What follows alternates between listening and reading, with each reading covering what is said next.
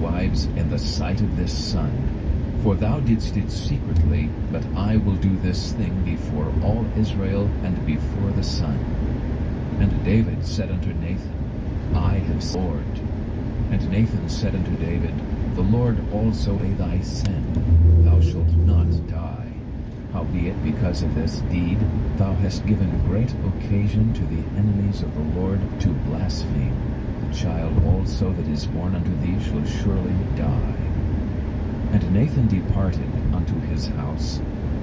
And the Lord struck the child that Uriah's wife bare unto David, and it was very sick.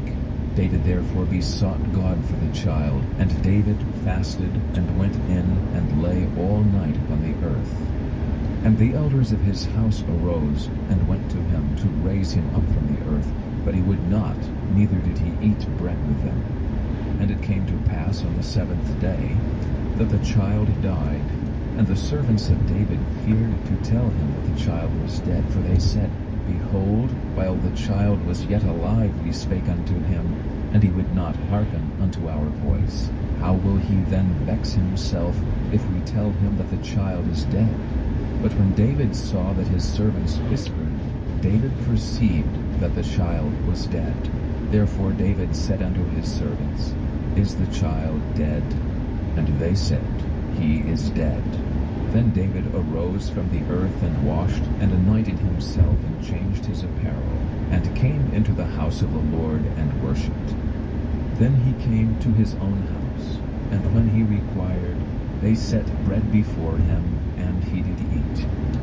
Then said his servants unto him, What thing is this that thou hast done? Thou didst fast and weep for the child while it was alive, but when the child was dead, thou didst rise and eat bread.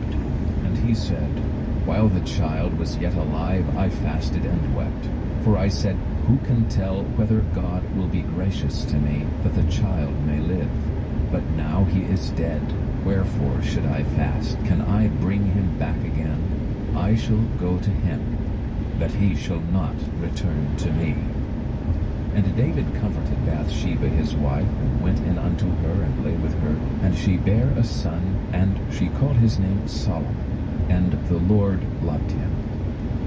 And he sent by the hand of Nathan the prophet, and he called his name Jedidiah, because of the Lord. And Joab fought against Rabbah of the children of Ammon, and took the royal city. And Joab sent messengers to David, and said, I have fought against Rabbah, and have taken the city of waters. Now therefore gather the rest of the people together, and encamp against the city, and take it, lest I take the city, and it be called after my name. And David gathered all the people together, and went to Rabbah, and fought against it, and took it. And he took their king's crown from off his head, the weight whereof was a talent of gold with the precious stones, and it was set on David's head. And he brought forth the spoil of the city in great abundance. And he brought forth the people that were therein, and put them under saws, and under harrows of iron, and under axes of iron, and made them pass through the brick kiln. And thus did he unto all the cities of the children of Ammon. So David and all the people returned unto Jerusalem. Chapter 13. And it came to pass after this, that Absalom the son of David had a fair sister whose name was Tamar. And Amnon the son of David loved her.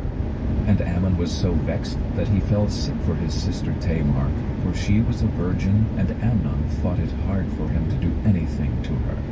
But Amnon had a friend whose name was Jonadab, the son of Shemiah, David's brother. And Jonadab was a very subtle man. And he said unto him, Why art thou, being the king's son, lean from day to day? Wilt thou not tell me? And Amnon said unto him, I love Tamar my brother Absalom's sister. And Jonadab said unto him, Lay thee down on thy bed, and make thyself sick. And when thy father cometh to see thee, say unto him, I pray thee, let my sister Tamar come, and give me meat, and address the meat in my sight, that I may see it, and eat it at her hand. So Amnon lay down, and made himself sick. And when the king was come to see him, Amnon said unto the king, I pray thee, let Tamar my sister come, and make me a couple of cakes in my sight, that I may eat at her hand. Then David sent home to Tamar, saying, Go now to thy brother Amnon's house, and dress him meat. So Tamar went to her brother Amnon's house, and he was laid down. And she took flour, and kneaded it, and made cakes in his sight, and did bake the cakes. And she took a pan, and poured them out before him, but he refused to eat. And Amnon said, Have out all men from me. And they went out every man from him. And Amnon said unto Tamar, Bring the meat into the chamber, that I may eat at thine hand. And Tamar took the cakes that she had made, and brought them into the chamber to Amnon her brother. And when she had brought them unto him to eat, he took hold of her, and said unto her, Come, lie with me, my sister. And she answered him, Nay, my brother, do not force me, for no such thing ought to be done in Israel. Do not thou this folly. And I, whither shall I cause my shame to go? And as for thee, thou shalt be as one of the fools in Israel. Now therefore I pray thee, speak unto the king, for he will not withhold me from thee. Howbeit he would not hearken unto her voice, but being stronger than she, forced her, and lay with her. Then Amnon hated her exceedingly, so that the hatred wherewith he hated her was greater than the love wherewith he had loved her. And Amnon said unto her, Arise, be gone. And she said unto him, There is no cause. This evil in sending me away is greater than the other that thou didst unto me. But he would not hearken unto her. Then he called his servant that ministered unto him, and said, Put now this woman out from me, and bolt the door after her.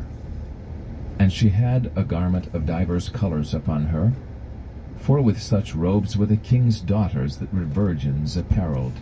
Then his servant brought her out, and bolted the door after her. And Tamar put ashes on her head, and rent her garment of divers colors that was on her, and laid